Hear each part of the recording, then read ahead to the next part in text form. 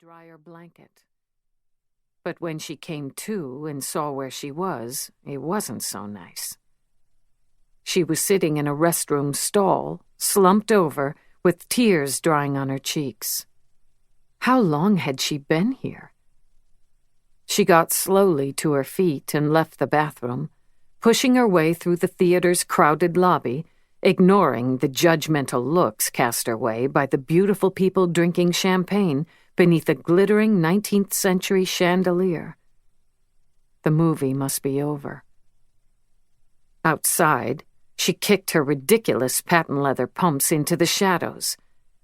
In her expensive black nylons, she walked in the spitting rain down the dirty Seattle sidewalk toward home.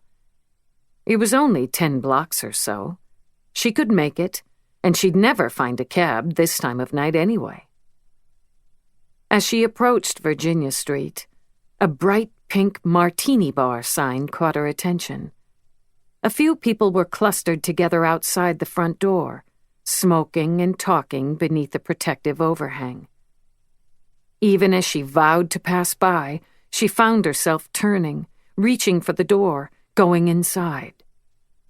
She slipped into the dark, crowded interior and headed straight for the long mahogany bar.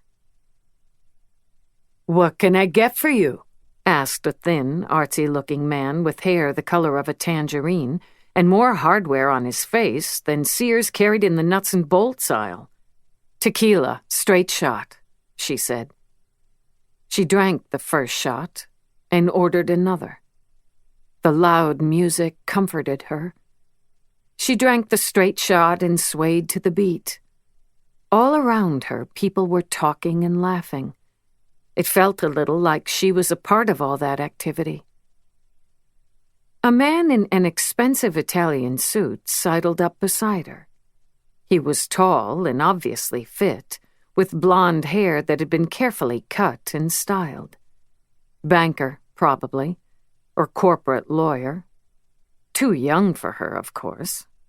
He couldn't be much past 35. How long was he there, trolling for a date, looking for the best-looking woman in the room? 1 drink? 2? Finally, he turned to her. She could tell by the look in his eyes that he knew who she was, and that small recognition seduced her. "Can I buy you a drink?" "I don't know. Can you?" Was she slurring her words? That wasn't good, and she couldn't think clearly. His gaze moved from her face, down to her breasts, and then back to her face. It was a look that stripped past any pretense. "I'd say a drink at the very least." "I don't usually pick up strangers," she lied.